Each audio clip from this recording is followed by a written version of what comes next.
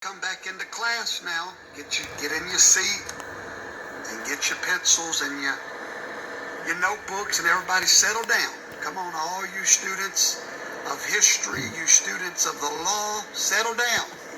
I'm ready to teach you a few things.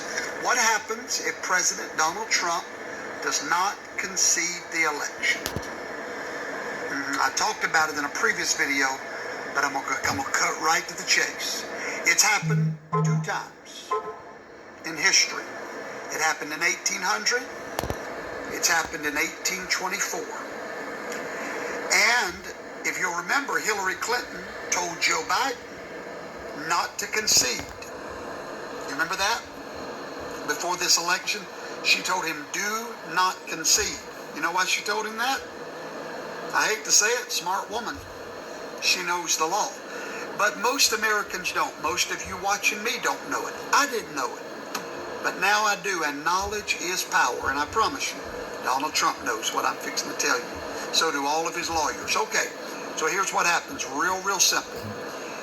The most powerful thing that keeps the peace in the United States of America is not required by law. It's just a custom. And it's called a concession speech. We've been doing it for a long time, but there's no law that requires a concession speech. However, it does aid in the peaceful transfer of power. So normally when a presidential candidate is in a fight for the presidency, it's a powerful position. It's like a throne, a king fighting for his throne. He has supporters, and those supporters are literally ready to fight, if you will, for their guy. Hey, that's just the way it works, folks. It's been that way since the dawn of time. At the moment of the concession speech is when those people that support this guy are pretty much given the green light to simmer down, go back home. It's all over. It's a surrender. It's a white flag of surrender. But it is not required in the Constitution. It's simply a custom. It's a wonderful custom.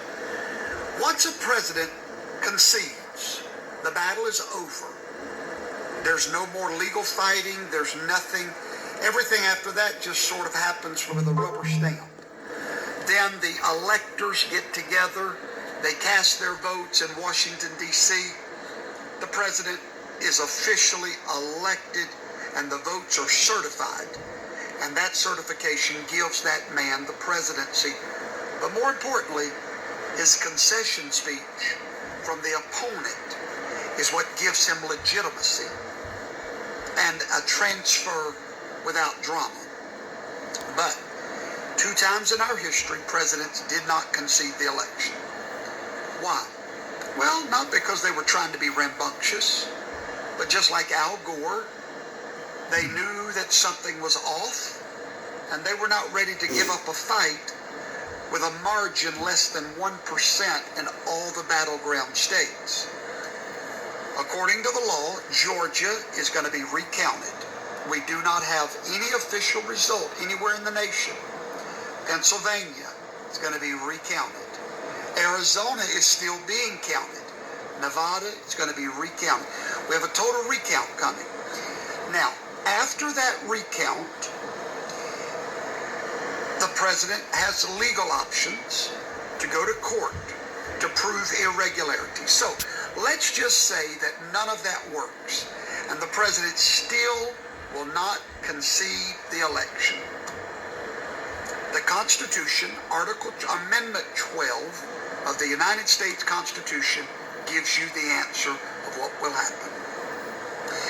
If they cannot rule on it in the court, and he does not concede, and there's no certification of an undisputable majority, then we go to the House of Representatives. When we get to the House of Representatives, there are 475 members of that House. The election is null and void at that point. It's like it never happened. The numbers do not matter any longer. This has happened twice in history. I got a feeling it's fixing to happen again. At that moment, the election becomes obsolete, and now the president will be elected by the Congress, the House of Representatives. Now, immediately, that strikes fear in the heart of a conservative, because guess who controls the House? The Democrats. But not so fast. The Constitution goes on to say in that article that each state in the Congress gets one vote, not each representative. Each state gets one vote for the president. Well, there are 50 states in the House. Of those 50, 37 are Republican. At that moment, a Republican Congress will officially, constitutionally vote in the next president. Why do you think Donald Trump has not conceded? He knows these things that I'm telling you. He understands that there was illegitimate votes cast. He understands that votes are still going on. Now, he may get tired of the fight. I don't know. I don't think he is, though. But he does have a constitutional remedy to his dilemma.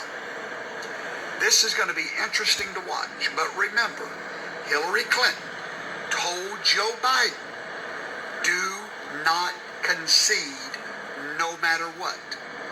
Now, why did she tell him that? Because she knows what I'm telling you. And so, Joe Biden has won a few battleground states with less than 1%. Those are automatic recounts. We will not have a winner till we have a certification.